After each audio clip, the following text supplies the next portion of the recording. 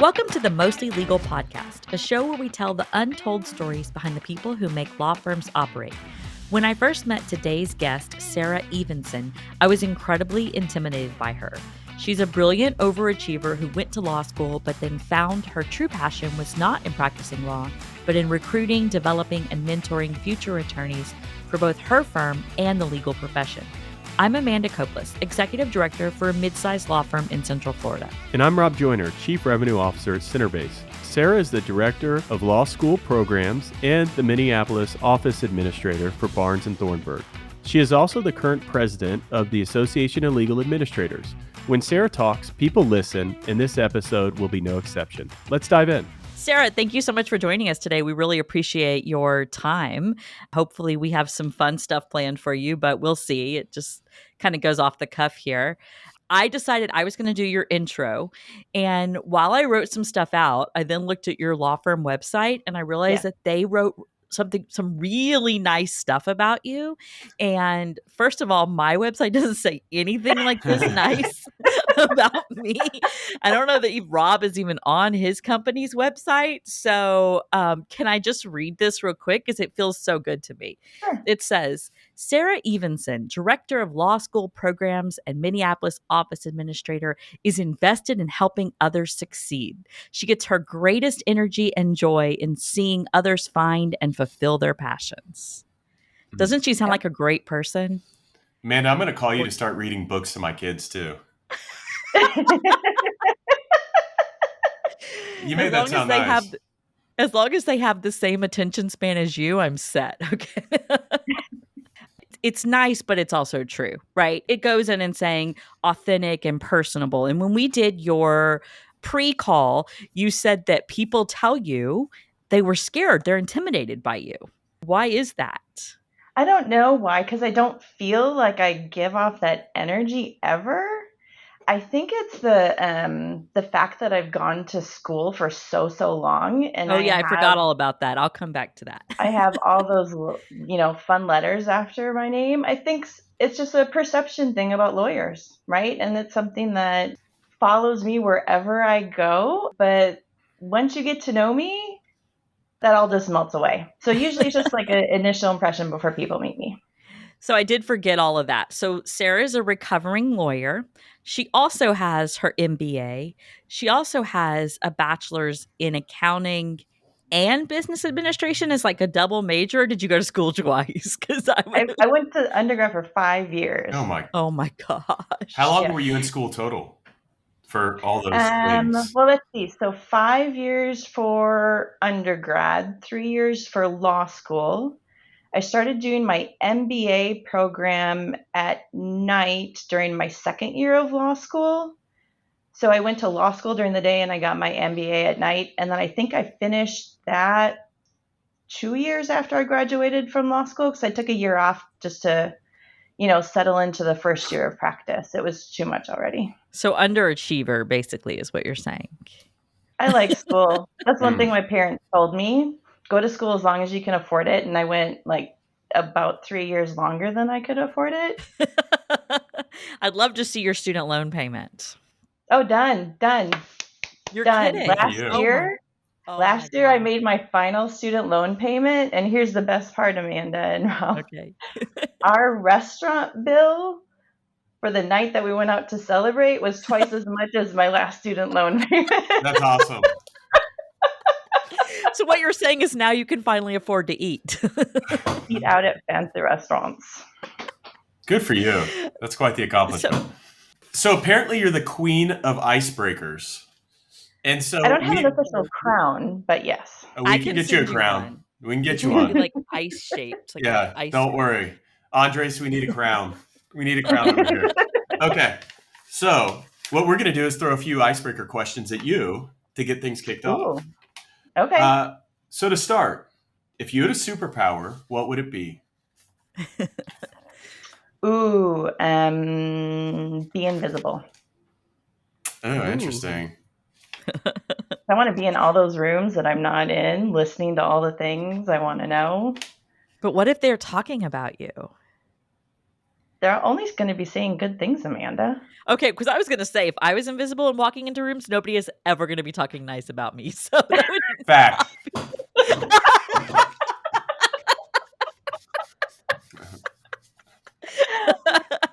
Are we going back and forth on this? I've got one. These are the cringiest icebreaker questions. Yeah, go ahead. That's okay. Okay. If you were an animal, what kind would you be? We've done this.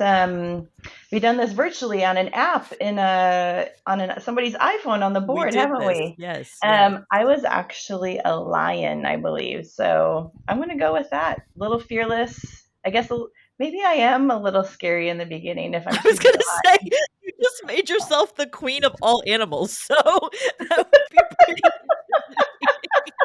Maybe I should pay attention to that. Okay, Sarah, the invisible lion. Is a hot dog a sandwich? Yes. Ooh. It is? She was very quick on the draw on that one. Ruth Bader Ginsburg said yes, so I'm going to say yes. Okay. if it has been spoken from on high. Yes. All right. What is your hidden talent?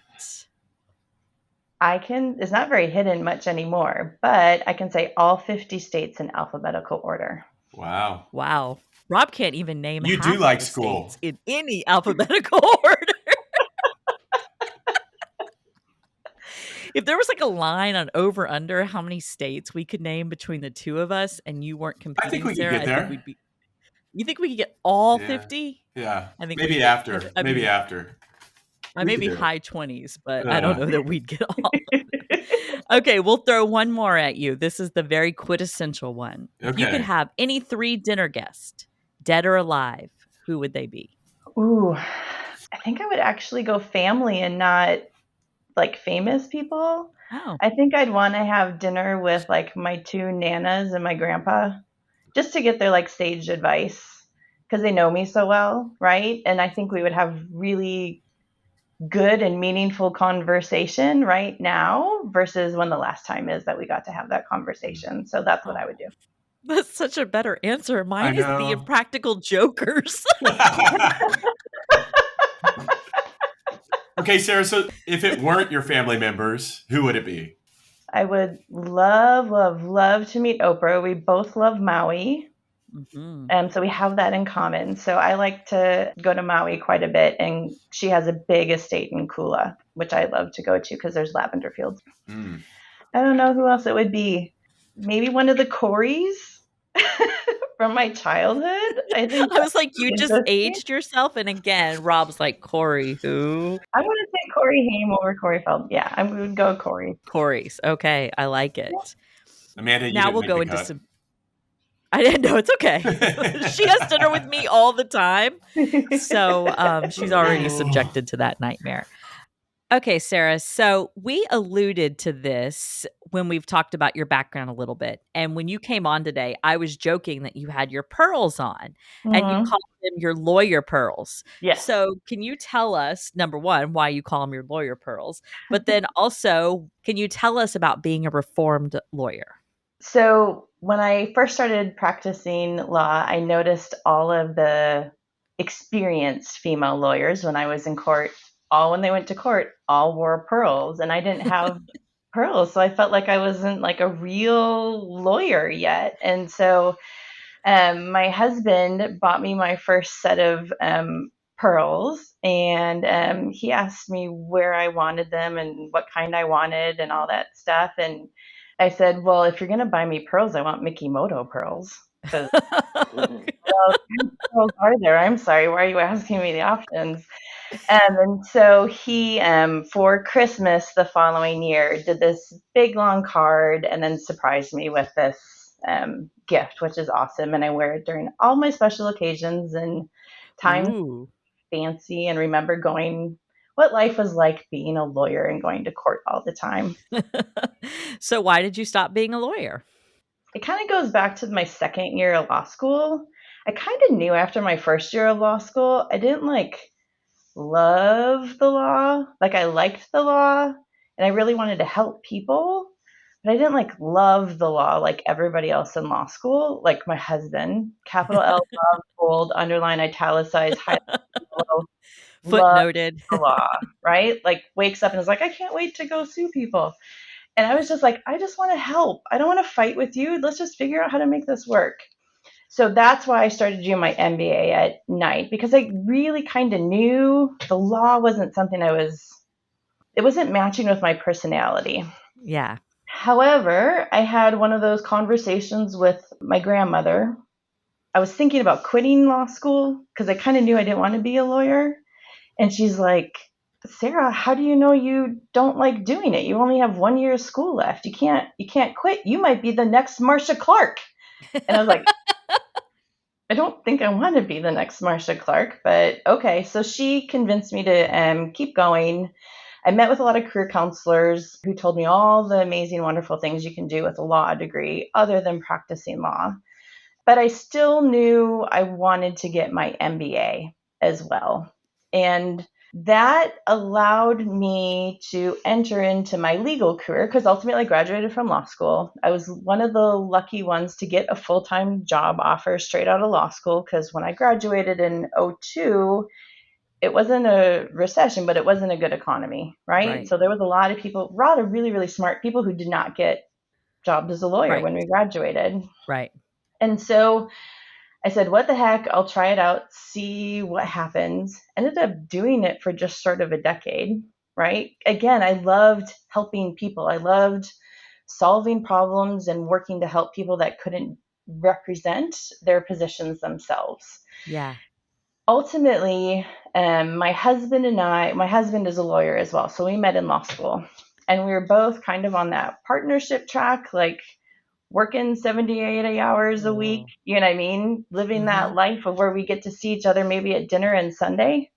Because way back when we went to law school, you were in the office on Saturdays and Yep. attendance was taken. Like Mm-hmm. you went into the office on Saturdays and worked. And if we wanted to have a family, that wasn't going to work.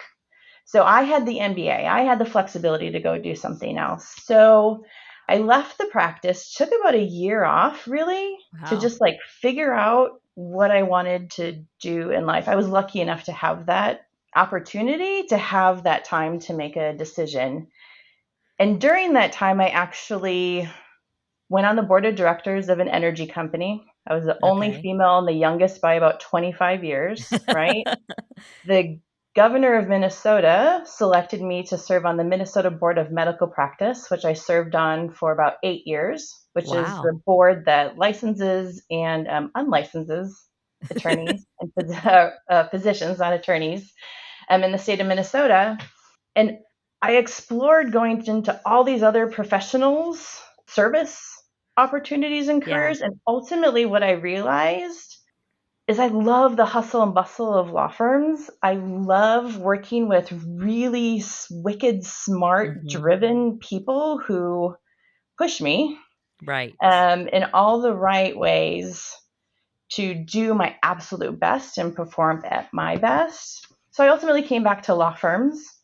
My first job in law firm management was actually a hybrid position. I worked part-time as a lawyer and Okay. part-time in office administration because nobody believed that I didn't want to practice law anymore. Hmm. They're like, why would you I would why have would you believed do it. Had that? you told me, I would have believed it. Why would you do that? That was just basically me saying yes to two full-time jobs, Right. not two part-time jobs. Ultimately, I got recruited away from that firm and then recruited away to Barnes and Thornburg, where I am currently, and I've been here for 8 years now. Wow. So, Sarah, I want to go back. When you made that decision to leave, that's something, especially when you go through higher education, a lot of people struggle to give up what they spent all their time Mm-hmm. preparing for. Hmm. And a lot of people, they'll go through their whole career miserable just because they're scared to take that leap. So you talked about the why you did it. Can you talk a little bit about the how? Was it a hard decision for you? How did that go? Well, I have a really supportive husband, and we had lots of good conversation, right? And at the time, our why was we're trying to have a family, right? Yeah. You can't Hmm. get any better reason to have to step away from something you've spent your whole life to do something even bigger, more awesome, right? Right. And it just opened up so many opportunities. I don't think it was a time in my life where I have never cried so much. Like, I think I Right. cried every day about it, like not Wow. having that place to go every morning, not getting dressed up. I mean, I was used to wearing a suit every day, right? My big goal for the day was to like make the most delicious, awesome dinner, Wow. right? It Right. it was really hard. However, through that year and all of that frustration, conversation, deliberate searching for like who I am and what I want to do, ultimately I came back because it's what I actually enjoyed, right? It's still in the same field, right? It's not the same as being a lawyer, but I can attest it's not less stress, it's just different stress. I do not feel less stressed not Hmm. practicing law. I just feel different stress at different times is what I Well, is in my personal experience. and now you've landed in a position that I think you're just so uniquely suited for, right? Which is the director of law school programs. And I'll let you explain what that is a little bit. But in my little small brain, it basically means that you help people who are coming out of law school end up where they want to be. And right? I mean, is that the basic way to put it? So you're giving the advice to people that were in the same position you were. Yeah, I have the opportunity to have a lot of conversations with students all over the country, from students in college who are just thinking about going to law school to actual law students who are struggling to figure out, what do I want to do when I get out of law school? Is this law thing even something I want to do?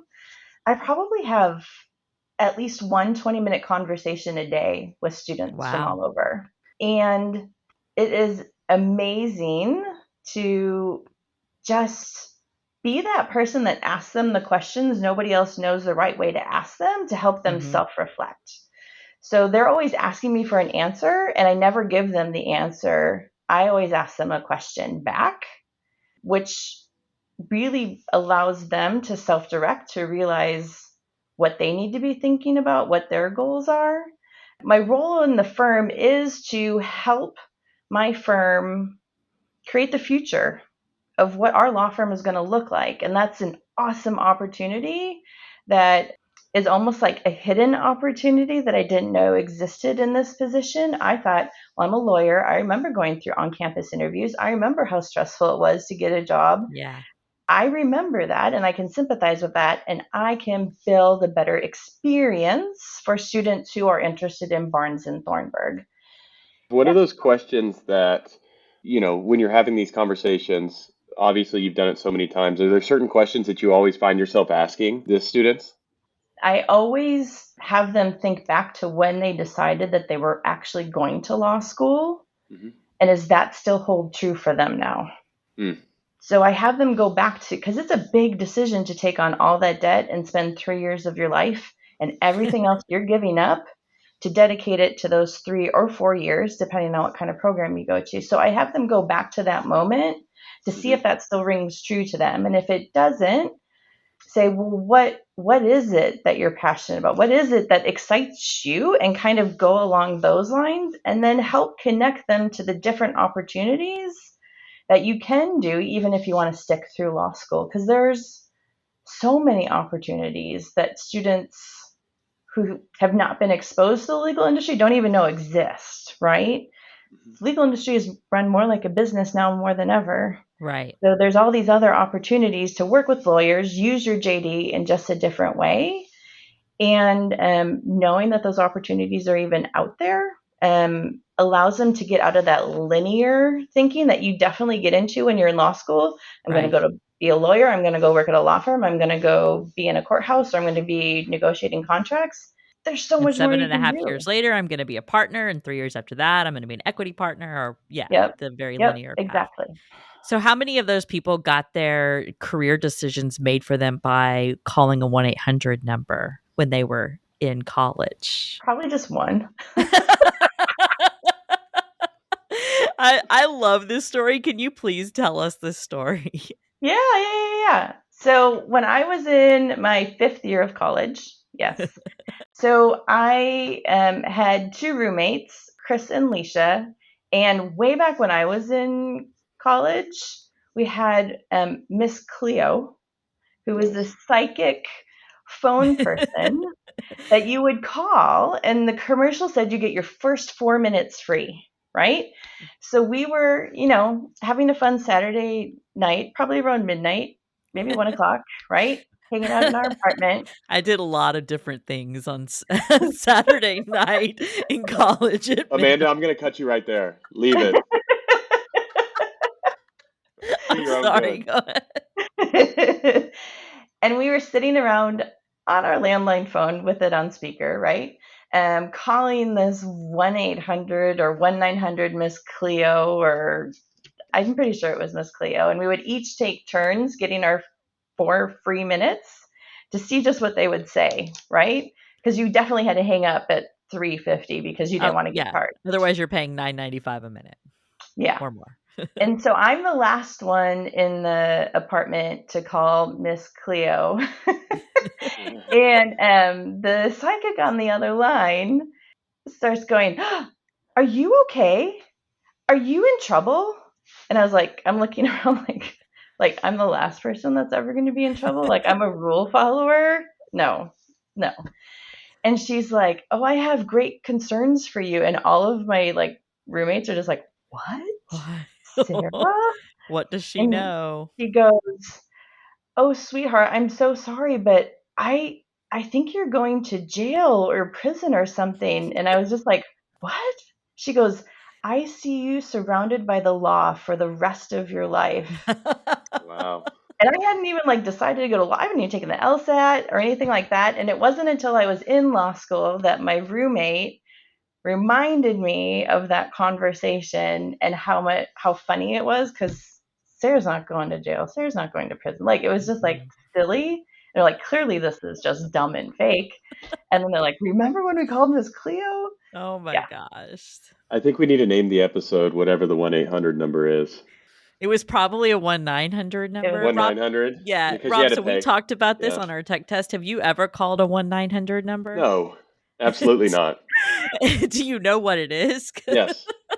Members of your marketing team who are younger than you had no idea what we were talking about. They were like, landlines? I'm so confused. Is that Yeah, I had a paying landline. for long distance? You're All always these- worried that your parents were going to pick up and listen to your Mm-hmm. conversation.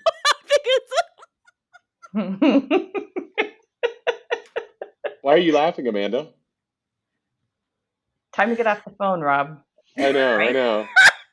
Yeah, time I to don't get want off. to know what conversations you were having that you were afraid for your parents to listen in on when you're Who wants calling one anybody? night. Who wants anybody? No, I'm just talking about being on the phone, on the landline. Oh, You don't okay. just having people listen. Not the Oh. 1-900 numbers. No, to keep things clear.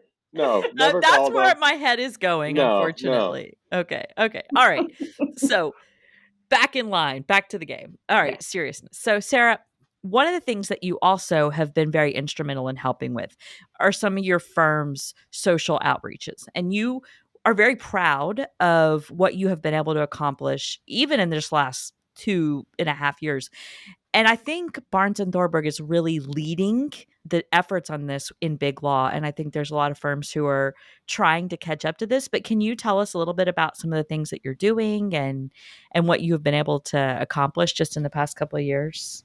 Being in the Minneapolis office, being the epicenter of some of the racial and social justice issues in our country and world, spurred a lot of conversation, as it did at most firms, right? A lot of firms made a lot of statements. A lot of firms started having training and outreach and conversation, and we did all that, right? We had weekly office conversations where we just talked about the things we were experiencing and feeling. And we use that ABA reading toolkit, to guide some of our conversations. We had already a great leadership within our diversity, equity, and inclusion area. But at that point, when it's happening in your backyard, Mm-hmm. and you're having to close your office so much because you're in fear for the safety of your employees, and you have to call and check on your employees Right. to see if they're even No, okay. no. It Oh, was Sarah, you did this to me at annual conference. Don't cry. I will cry. it was a Okay. very difficult time Right. because we had employees who lived right near that area and had to spend all night up protecting their house, Yeah. making sure that they could go get food even, right? So what I'm really proud about our firm is we talk the talk and then we took action.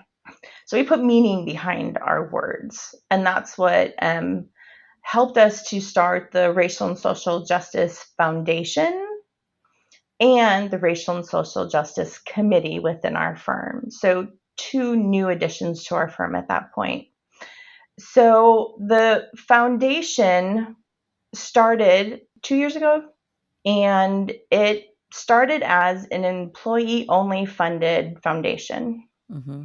And through that funding, the first year we provided four $50,000 grants to Wow. organizations within our cities that were doing things to address racial and social justice issues within our community. This past year in 2022, we raised $300,000. Wow. Wow. And that's all employee driven.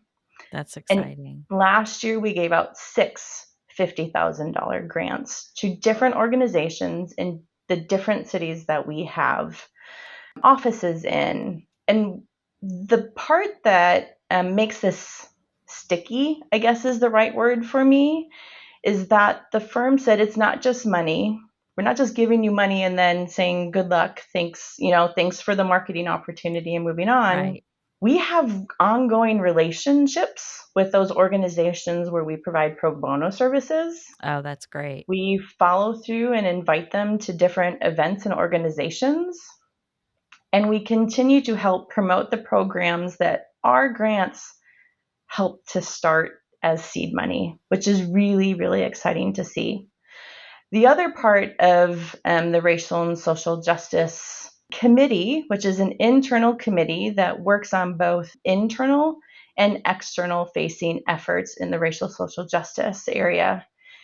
And I got to have one of my ideas presented to that committee, and it got approved and it got launched last year. And that was my pre law scholars program, Okay. which is essentially providing scholarship and mentorship to undergrad students or recently graduated students who have demonstrated financial need. And we pay for their LSAT prep course, their Wow. LSAT actual exam, and their law school applications, while also providing them a mentor for the year as they're putting in their applications to law school. So that to me was where my gap I saw, because so many, they call them talent pipelines, right? Right. Actually start in law school. When in fact, when you talk to a lot of the law students like I do, Mm-hmm. so many delayed going to law school because of the administrative burden, the It financial is. burden. Right. I don't know anybody that's ever gone to law school, so I didn't even understand the timeline of it, Mm-hmm. right? And so to be able to help people get to law school was kind of that next level support that I wanted to see started to help continue to get a more diverse pool of people to law school. It's a barrier to entry, I think, that people don't realize until you have gone there. Like you're talking about the application, the LSAT prep course, which you have to take in order to compete with people who are taking it at the same time in order to get the highest score so that you can get to the best schools. Even that small barrier of not being able to afford the prep class can set you up for failure, because there's so many firms that if you go to the wrong law school, and you're not going to go into the right firm. And so I think that's incredible in that really thinking further back than your on-campus interviewing, and you're hiring your attorneys before they're attorneys. It's great, not only for your firm, but also for the profession in general, right? Well, and that's the focus, right? Because none of these students that we are sponsoring or mentoring, a lot of them want to go back into positions in government or public service, right? They may never become part of our summer associate program, but they are bettering the legal profession by them just being there. And Right. we're better because they're there. It's exciting. It's so exciting to talk to them and all of their accomplishments and things that they've already done in their life, right? It's already amazing. And it's just the fuel on their fire for them to rocket to that next level of service to the world. It's exciting. That's great. Amazing. It's really amazing. Could we switch topics for a minute and talk about the ALA and your ALA involvement? First, could you start with how you became involved with the ALA and then talk about your decision to run for president as well? My first ALA experience, I shared this at annual conference, but it was my husband's law firm administrator who told me, you have to come to this happy hour. Like, you've been a member for a year, just come to a happy hour and meet people. I mean, for gosh sakes, they're going to give you 2 drink tickets, Sarah, just show up. So the best part is I go there and he wasn't there. So I, of course, went to the bar and got introduced to a lot of amazing people. And Sarah Diedrichson walked me around and introduced me to a whole bunch of people. And that's when I really stopped being a member and started realizing the power of ALA is in the in-person and connection and conversation you have. And that allowed me to start talking and networking with people. And it kind of just ballooned from there. I remember ALA had a regional conference in Minneapolis, Yeah. and Sherry Tivey, Yep. Amanda, My who former I know boss you and know, my mentor. Yep. she was hosting and told all of us that we are wearing fish hats and doing fishing in the dark dance. And I was like, what? Okay. And it What was is like a fishing? Minnesota welcome, right? So we Okay. all got these fishing vests and we were wearing fishing hats and we did So fishing in the basically dark further dance. proof that Minnesotans are weird. We like to dance. We like to Yeah. have fun. Okay. We like to have fun. And so through that, I got involved in different local committee work. So a lot of it initially, Rob, was through my local chapter. Went through being on the board, became president, became past president. I didn't think it was going to go kind of beyond there, to be quite honest with you. I've had a lot of conversations with different people who are telling me I should run for this or run for that. And I was like, I just need a break. Yeah. I just need a break, right? And so, about, I want to say 7 or 8 months after getting off the ALAMN board, I got a call from April Campbell. And she called and she said, were your ears burning this weekend? And I was like, no. She goes, we've been talking about you this weekend at our last board meeting because we have a board member that needs to resign for a couple different reasons, no longer able to serve. And we'd like you to serve in her position. Wow. And I was like, me? What? And so we had a good conversation and I took a whole week to think Wow. about it because I knew it was going to be a lot of work. It wasn't Mhm. something I had planned or prepared to do, right? I knew it was an amazing honor to get asked to do it. I knew if I said yes, I had to do it 110%. Right. So I had to have conversations with my employer, with my spouse. I had to figure out all my other stuff in my life. And am I willing to give that up to go do this, right? So April emailed me on Friday at like 3 o'clock Central. She's like, so do you have a decision yet? Or I made her sweat it all week. And ultimately I said yes. And it was, again, not something I planned, but sometimes the best things in life happen when you're not planning for it to happen. And somebody else sees something in you that Mhm. says, we need your skills and talents right now here with us in this room. And it's been amazing. It's been an awesome opportunity to have great conversations, get to meet people, effectuate change. in an industry that I am very passionate about being a member of. When it came to running for president, like deciding to go on the board, I didn't submit my application until the very last day, like with an hour left.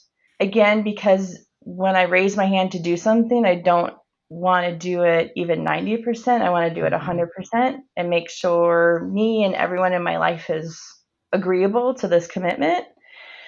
And I did submit my hat and my name, went through the process. It was the 1 year that it was virtual due to COVID. So I didn't have a cocktail hour or anything like that or meet people in person. And everything was on Zoom, right? And so it was a little intimidating because you just see 15 or 16 boxes and they just start questioning you and you're just like, okay, what box am I What box?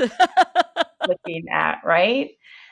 It really helped to reinforce again why I love doing what I do, because it's all about helping people.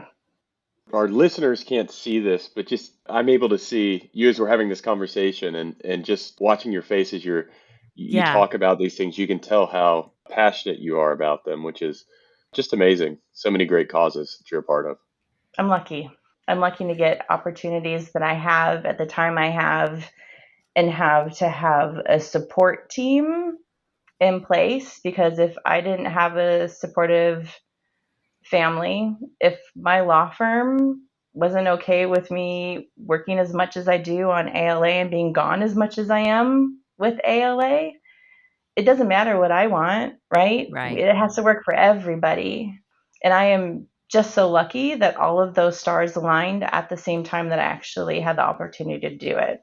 I remember, I kind of alluded to this earlier, but I remember at annual conference this year when you walked out onto the stage, and it's a big, intimidating stage, right? And you took a minute to compose yourself. And we always joke, my therapist tells me the only emotion I have is emotional contagion, where I can feel other people's emotion, but I don't have my own emotions. But I got all teary and my mascara started running because you took that moment, and it was like the audience wanted to embrace you. And I thought, oh my God, I'm just gonna like start bawling right here. And I mean, what was going through your head when you were standing there? And It was a feeling of support that you, I think, only uniquely get, I feel like, in ALA as an association. I'm a member of lots of different associations. I've been on lots of different boards.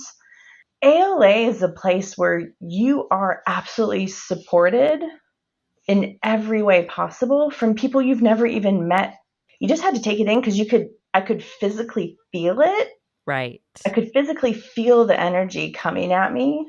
I didn't want to start talking because I knew my voice was going to crack, right? Yep. Which ultimately it ended up doing. But it was overwhelming, the support that you feel on that stage from that entire room of people. Yeah. And you just kind of have to sit there and take it in, because Right.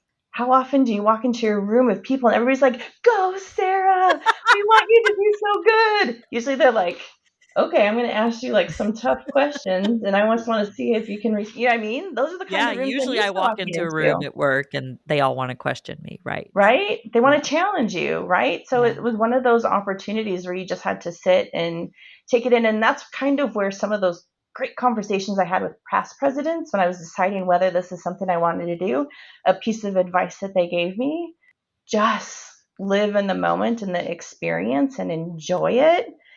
Because after that, it is a crap ton of work, right? That's your fun day. That's your exciting celebrate you day. And now all the fun and excitement of all the work happens, right?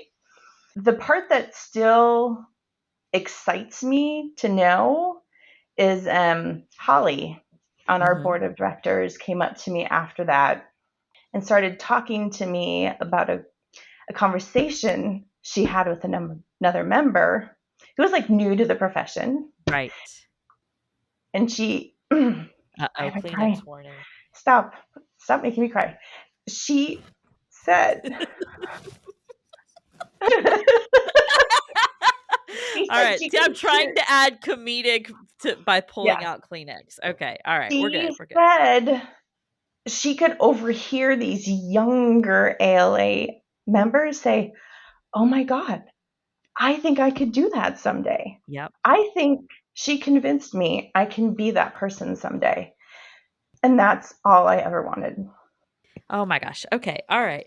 Let's come up with That's pretty something amazing funny. leadership. It is amazing leadership. And it goes back to what I said about you at the very beginning of this episode where I read the comment that came from your law firm, which is your passion is watching others succeed and convincing others to succeed. And I think Yes. that's exciting. Okay, so we have our final segment and it goes right into passion, and that's the one we call pitch your passion.